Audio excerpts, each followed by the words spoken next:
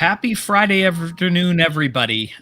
It's was just with you last night. Told you I had a special guest today, and we wanted to kick this off early enough so you could still enjoy your Friday evening. For those of you that are working or whatever, just giving it about another 20 seconds for a few more of you to join. And go ahead and throw in your comments here, and that way I can hopefully throw those also to our guest, which I want to introduce to you at this time. We met last week, Friday, talked a little bit earlier, but last week, Friday at the Capitol event. And I want to introduce you to PJ Sarotte, who would have been and is I guess, actually enrolled as his senior year at Michigan State University when all of these mandates came into play. Welcome to the program, PJ. Hey, Ron, thank you so much for having me on today. Hey, we're just happy. Not only did you have some great words, and I want to share some of those with the people. We posted up your speech from the Capitol, but give us a little background of before all of this madness came about. Where were you at in life beforehand? Because I want you to relate to all those others and where they are today. Well, during our experience with COVID-19, we were all kind of thrown into our tornado, so to speak, and all of our lives were sort of kind of thrown into shambles. And for me personally, I live in I'm out of Beverly Hills, Michigan, just outside of Southfield and Birmingham, that area. And I went to public high school, and I've got a good family and whatnot. And I just like everybody else, was locked inside. I remember finding myself running to Ace Hardware to pick up cases of water. I bought like 30 cases of water for $10, and I was scared that the world was going to end, but quickly as time went on, it started to feel like something isn't right here. And I mean, of course, I adhered to the mandates and the lockdowns and all the laws that were being put forth to keep public safety, to keep everybody safe. And over time, I just sort of stopped really seeing the point of it all. And as my education started to become affected, I really started to have a personal, I guess, bias against the mandates and the shutdown. I started to feel like our best interests were not in the government's mind. And my institution was not supporting me the way I had wanted to. Online education isn't nearly the same as what an in-person education was. And I sort of stated this in my speech, that there's hardships that come with that, that come with online school and transferring all of your, I attend James Madison University at Michigan State. I study international relations, which is, we discuss theory, and we write long books and pages about, or papers about how our world is run, how society works, and how we communicate with one another on an international scale. And it's kind of tough to interact with your peers, interact with your teachers and faculty when you're trapped inside sitting behind a laptop. And I remember one day I actually was removed from my class because I got up to use the bathroom without asking permission or whatever. And it's unworldly. And I told someone the other day, it feels like a fever dream. Like, this isn't who America is, and this isn't who we should be. This isn't how we should be acting. And my father has multiple sclerosis, which is an autoimmune disease that some can say that is triggered by environmental factors. Some say it's triggered by vaccines, and we don't really know the truth. But my family has dealt with that hardship for a long time, over 20 years, and I've personally been dealing with it for about 13 since I was 8. And I don't want that to be a part of my life and my children's life going forward. And I believe that every individual has that right to choose, has that right to see the threshold of what they are willing to give up and what they are not willing to give up. And what I'm not willing to give up is my personal freedom and my health, for the short-term safety concerns. And so I took up the petition. As soon as I saw President Stanley release this mandate, I couldn't believe it. I didn't know what to do. I'm 3.5 years into my schooling. I'm supposed to graduate soon, and this mandate comes out. I'm like, this is not. I have to do something. I have got to do something. There's always a trigger point for every individual, and for those of you watching, you have one too.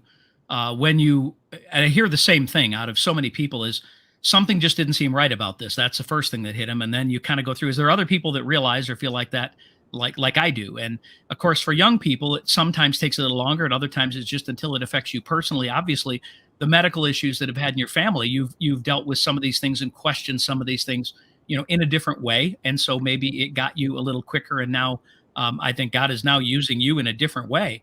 But let's just talk about that trigger point. So you decided, I'm going to do a petition. And how did you go about both putting the petition together, and how did you go about getting it out there? And then share with us, I know through last Friday the numbers, but I want to share with the whole audience group how many signatures you have collected and who most of those signatures are coming from. Well, it's actually a really interesting story. So I run a student organization page that's just based on kind of highlighting the life of college at Michigan State University. And within that network, I've expanded it to schools across the country. And we've kind of just worked together at creating content and kind of understanding the ins and outs of social media. And one of the strengths that, I learned this through my internship this summer as well at a trucking company. I ran their social media.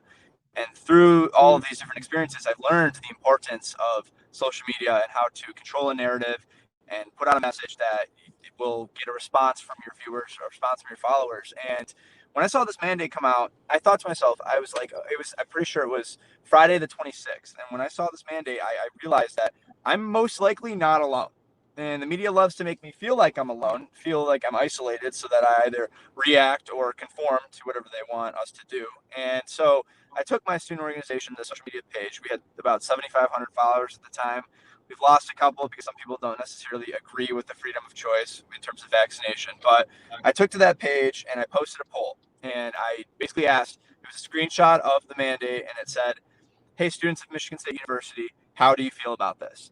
And within probably 10, 15 minutes, I had probably 30 responses. I was getting a response every single minute. It was probably 1 in every 10 was like, why are you talking about this? It's not what this isn't what your platform is for. And I'm like, who are you to tell me what my platform is for? I'm going to use it for whatever means I deem necessary. And people were just also giving me lots and lots of positive feedback. Hey man, we don't agree with this whatsoever. I had 3 Michigan State football players who have asked me not to name their names because they don't want to get kicked off the team. That's something that we do now, kick people off of teams for their opinions, kick them from their jobs, whatever. But I had lots of support, and people were telling me, hey man, start a petition. Let's kill this thing. Let's blow it out of the water. Let's show President Stanley, Gretchen Whitmer, let's show everybody that wants to mandate these things that we're not messing around and that we have a voice too. And so that night, it was 7 o'clock when I saw the mandate. It came out at 4:40, and I spent 2.5 hours pulling from all the data that I have collected, because I'm in other groups as well who discuss what the vaccine is and what our points of view are on it. So I had a lot of different resources at my disposal, and one of those resources was a complete explanation of religious mandates or religious exemptions, and kind of describing why certain religions cannot take this vaccine. And I saw that, and I just thought to myself, I'm like, wow, there are lots of minority communities and religions that are being completely just stomped on here. And President Stanley and Michigan State loves to represent those communities. So I thought, okay, I have to sort of say something here. I have to stand up and kind of represent those people, as well as the people who cannot get the vaccine for medical reasons, people that have other reasons that they would choose not to disclose. So, I just started it, and within 2 days, I had over a couple thousand signatures. And by that Friday, I was closer to 14,000. And it's definitely slowed down recently. We're at about 19,100 as of 15 minutes ago. But talking to Patty McMurray, who's a leader of mine right now, who's been really steering me in my path of this resistance, she told me, hey, PJ, you got to watch out for your petition. It looks like they're pulling signatures off. She said that she was refreshing the page on change.org, and it would go from 18,700 down to 18,500. And I thought that was fishy. And it also just so happened that the Friday that I gave the speech in the Capitol, my GoFundMe was pulled 8 minutes before I walked on stage. So there's a reoccurring thing here, Ron, and I'm going to keep going. This just makes me want to work harder. With your signatures, I'm just asking, your petition, are they giving you an email address and a name or anything along with that, or what are you getting from them? Or is it just okay? The reason I ask is make sure whatever you're using to collect those, even if it's change.org or whatever, that you are downloading those normally and putting those somewhere, so that if indeed that gets pulled, you have that contact information, because that's the most valuable resource and connection to those people going forward. Right. Yeah.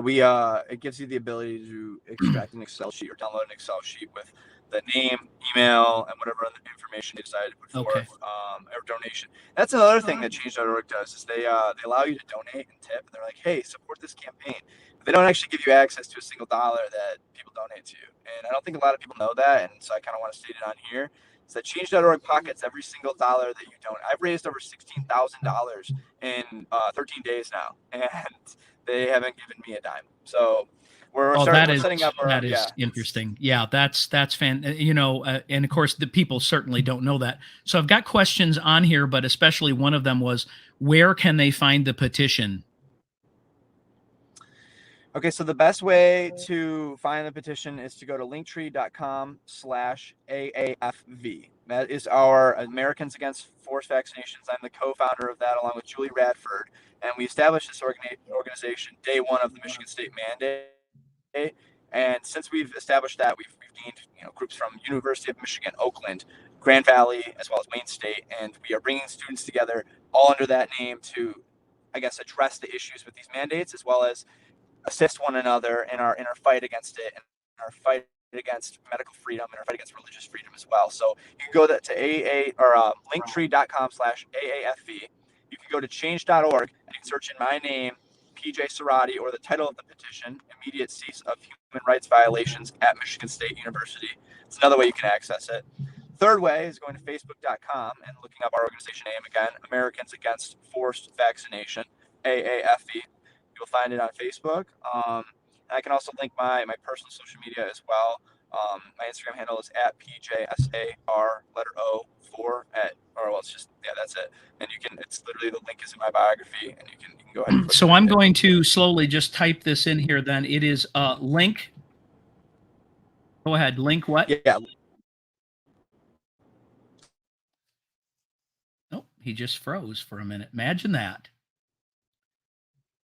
You froze and you're gone for a minute. You might have to go back out and come back in. But in the meantime, we will just go ahead and talk till he pipes back in. So far, of course, you've got a chance to meet PJ.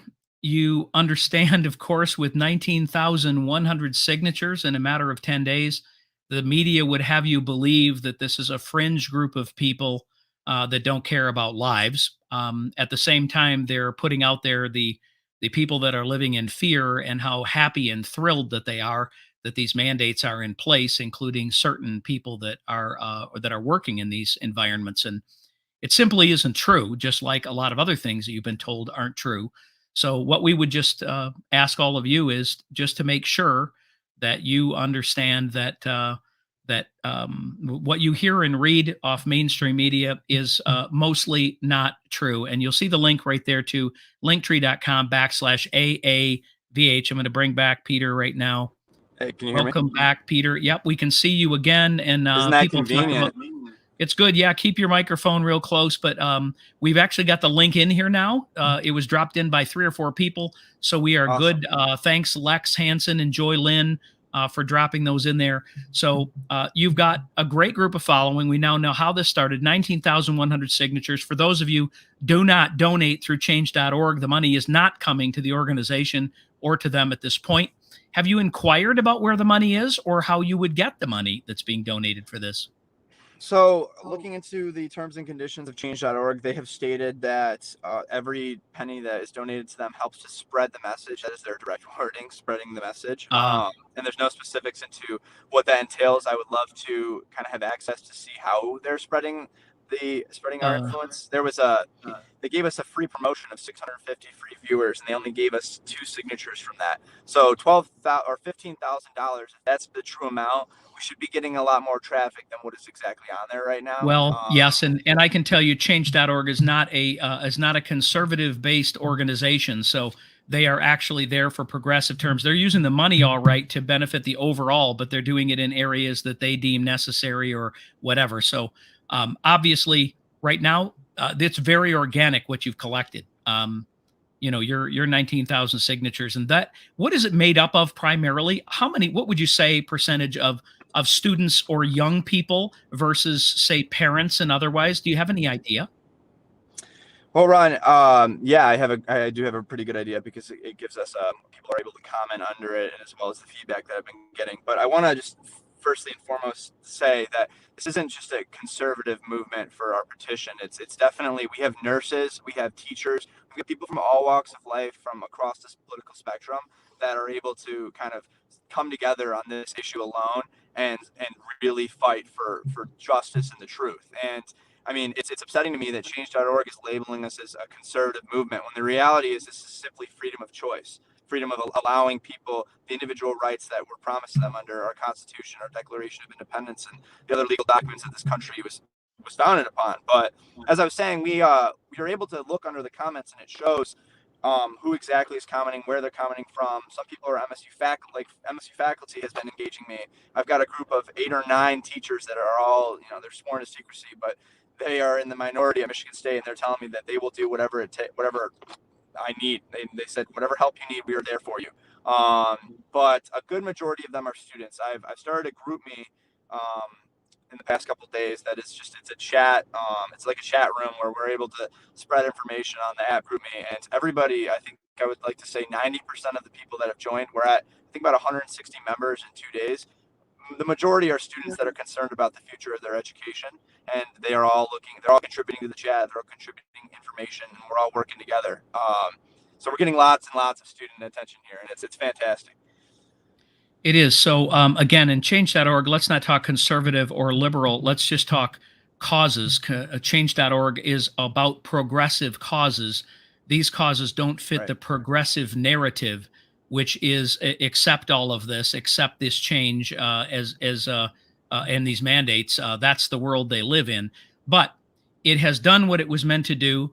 It has risen up a large number of people. So now let's talk about, you went from, hey, we've accomplished this. If we could get universities to make this recommended instead of mandated, if we could allow exemptions, whether it's medical, religious, or otherwise, then we could live with that. That's the first step. So obviously that's still your targeting goal, but somewhere along the way, you and some of the other leaders decided, there's much more to what's happening than just this cause. And you've kind of made some decisions, whether you go on this year, is it with your senior education or not? You are looking to be a voice for young people. Tell us a little bit about that. So since day one, I've always wanted to inspire students across the country to step up and find their voice in terms of fighting for something that they care about. And whether it's this issue or another one, I think it's important that we stop silencing one another and we start to allow people to come forward and speak their mind about whatever it is they feel needs to be expressed. And so what I've done recently is I've contacted students from, again, like I stated earlier, University of Michigan, Grand Valley, Oakland, and Wayne. And what we're looking to do is sort of solidify our student movement and make the infrastructure, or create the infrastructure that allows for us to release messages simultaneously in unison, that is streamlined so that our communities are all linked together. Because again, Ron, we talked about before the show that there is power in numbers, and when we have this unity, it's unstoppable. And once we have the groups of students all linked together and we have the organization that allows for us to gain donations, allows for us to release messages in a timely manner, allows for us to schedule events and protests and walkouts and whatnot. Once we have all of that, this can go from a state organization to a national one. And it can mix and mend with the other types of organizations that are fighting for similar issues.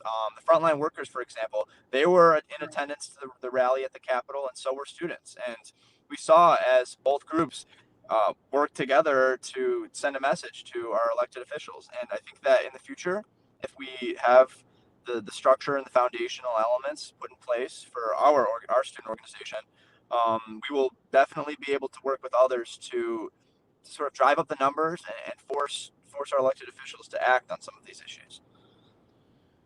Well, I think that you will. And yes, it is about numbers and it is about organization. And I think when you can speak with one louder voice representing all universities, rather than having a group of 50 people meet here and 100 people meet there, which none of them care about, when they all do it at once, you're going to get a different type of coverage.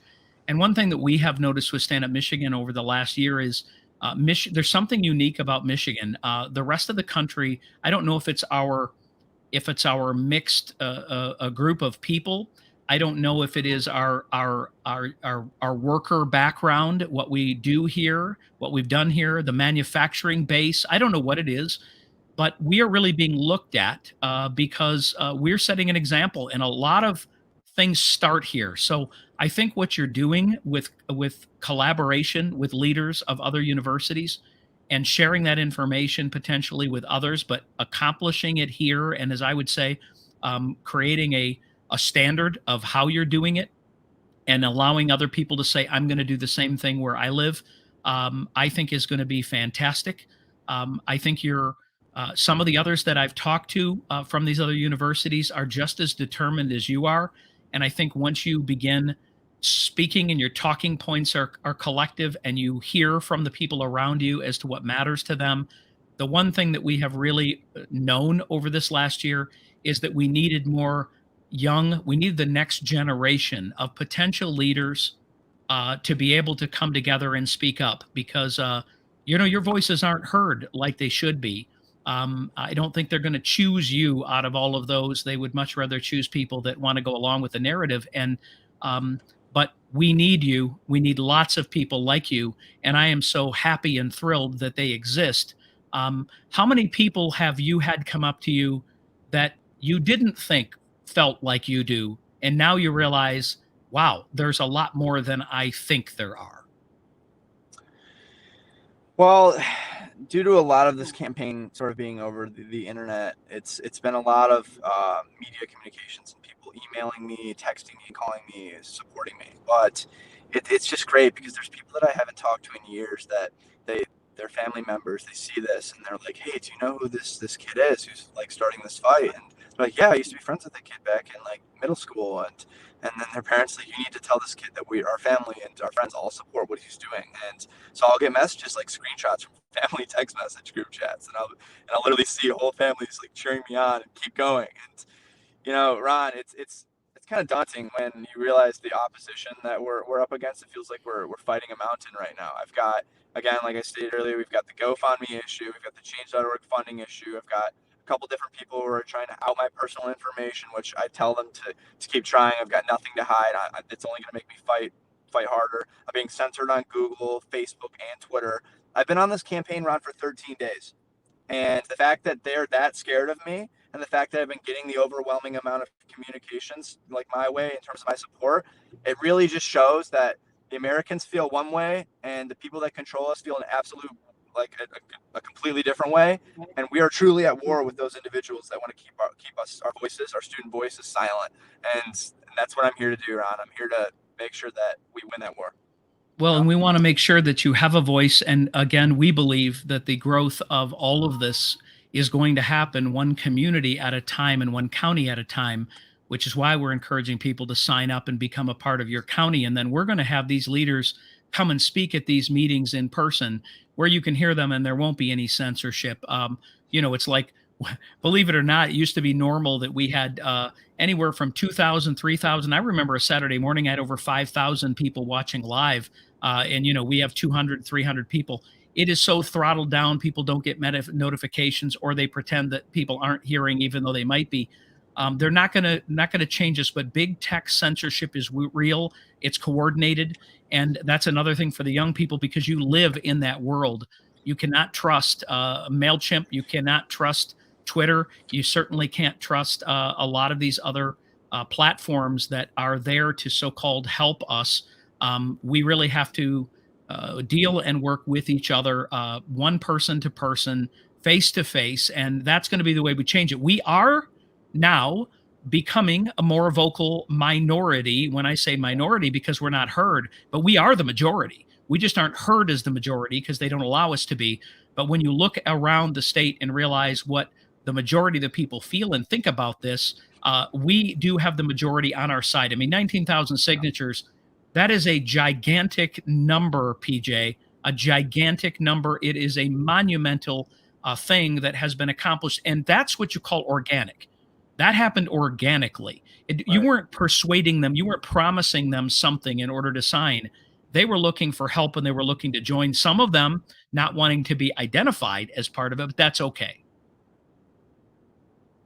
Yeah, in the world we're in, sometimes you just gotta weigh out your costs and benefits, and you gotta know when to step up. And right now, if the students are standing up to do it, I encourage every single American to do something to fight, because what I've been telling everybody is once this line in the sand is erased and once they keep pushing it back further and further, our rights as Americans are going to cease to exist, and eventually we're not going to be identifiable from other nations in this world. And it's really sad, but we're going to step up. So you should too. Yes, and we need people of your generation, because you will be indeed the ones who will run for office and help lead us in the future. The great thing is now is you're learning the truth, you're living the truth, and you're sharing the truth with people your age, because it's sometimes very difficult for them to know who to believe or who to trust. And what they're doing now is they've so overplayed their hand here that it is affecting so many individual lives, so many people's jobs and livelihood and their families and their children now, that I believe people are saying, okay, enough. And you're speaking up for that. So give us just a little bit of a vision of where do you see yourself in, say, 3 to 5 years? What do you want? Where is any of that changed in this last couple of weeks? Again, keeping it real, what do you want to be? I mean, international relations is a big place. It's a very important thing, and it's vital to the future of our country. So, where do you see yourself? Last night I had to write a paper for my field experience credit class at Michigan State, and it was online. And basically, the question asked was, "What are you going to do with what you did this in your internship, and how did that affect your career focus as well as your plans for the future?" And I think that's similar to the question you're asking me right now. And through my educational learning at Michigan State, I learned that society is incredibly complex, and I've learned that there's lots of different ways to manage a society, and there's many different factors that come into play when you're looking at what exactly the makeup of our country is and whatnot. And one thing that I've noticed is that social media and other media devices, such as like e-commerce and whatnot, it really develops the way our society functions. And I found kind of a lust for understanding that. And with my internship this summer, with what I'm working on right now, with the influence of social media, I really want to become a part of that, and I want to change it for the better. And so whatever I have to do in order to really alter our system to be more free and to allow human beings and citizens to have the rights that we were promised by, again, our Constitution. I'm going to be part of organizations that want to do something for that. I want to raise as much money as possible and kind of benefit society for the long game, the future, not our short-term medical concerns. No, I want to solidify our future of this country and kind of rebuild the foundation that we once had. And I'm gonna stay on that goal. I'm gonna be interacting with foundations like Stand Up Michigan or Vaccine Choice or Turning Point. There's all these different organizations that I could be a part of, and I kind of want to start my own. And so that's what I'm doing here. So I'm gonna start my own. Revolution. That's fantastic. And the great thing is Stand Up Michigan, like I mentioned before we started, we're an umbrella organization. We represent the people, and our people are involved in many causes and many organizations at once. We're an umbrella. We're a brand that people buy into, and we believe that ultimately, as we get into election cycles, that we're going to again change the course of who it is that's representing us, rise up people and train them and lead them and have them serve to represent us in the proper way so that they will defend our rights and liberties going forward. But the great thing of what you just talked about of our foundation is that the foundation hasn't changed. It's there. We're attempting to change the foundation and the founding fathers, but their words and the principles they were built on haven't changed. We just need to reclaim those. We need to live those, and we need to make sure that laws and things don't impede the ability for those things to take place in the future. So, for those of you out there that have been all of this, these attacks on Twitter, especially on Facebook, we do have, if you go to standupmichigan.com, a locals community, locals.com. That is put together by Dave Rubin. The community we have there is Stand Up Michigan. There is a link for 12 months free there. What it does is allow you to have pure censorship-free posting, comments. It is very much like a large Facebook group, but there is no censorship. And that's a place that you can go and certainly join and also be able to post a lot of things that you're simply not going to be able to post. We're trying to be careful here, but honestly, we're all at risk right now of being deplatformed at any time again for whatever reason or whatever it is we might have said. So, PJ, I want to thank you for being here. I want to thank you for standing up, for speaking up, and for the people showing up to back up what you're doing. Do you have any last words for the people watching. And I want to encourage everyone to share this video so they can hear from the next generation. And you can share this with young people to become a part of this movement and this action that I believe is going to change the trajectory of our state. Yeah, Ron, thank you again so much for having me on here today and allowing me to speak through your platform. And the last thing that I kind of want to say is, people have been asking me a lot of over and over, hey, what got you to stand up, and like, how do you fight through all the noise, and how do you allow yourself to brave the storm and not let other people shut you up or shut you down? And one thing that I've kind of been saying to people over and over is, you have to seriously look at your goals and look at what you're fighting for, and weigh it against the intentions of the people that are trying to shoot you down. Are there short-term, like, emotional jabs at you? Are they that bad? Or are the consequences for what we do if we fail to act much worse? And so I've been weighing that with myself, and I realize that my future, my family's future, and the future of my kids is all in jeopardy if I don't do something. So the little comments that are, telling me to stop talking, or that I'm an idiot or whatever, I pull them out and I block them out. And so I encourage you listeners, I encourage you young students and people across the country that are listening to this, is tune them out. Focus on what matters to you and keep moving forward. That's it, Ron. Thank you so much. I could not have closed out the segment any stronger than from the words of a young person. Remember what matters to you, understand how it affects you, and what's most important, what the person says, or how, again, it might affect you and your family. And now, of course, some ways it's your children too. So thank you again, PJ. Again, please share this video in all platforms. We're going to boost it if we can too. We want to get this out there so that this goes a bit viral, and we want to have thousands more that will go there and sign this petition. But either way, you're making a difference. We appreciate you. Have a great day, everybody, and we will talk to you all soon. Thanks again.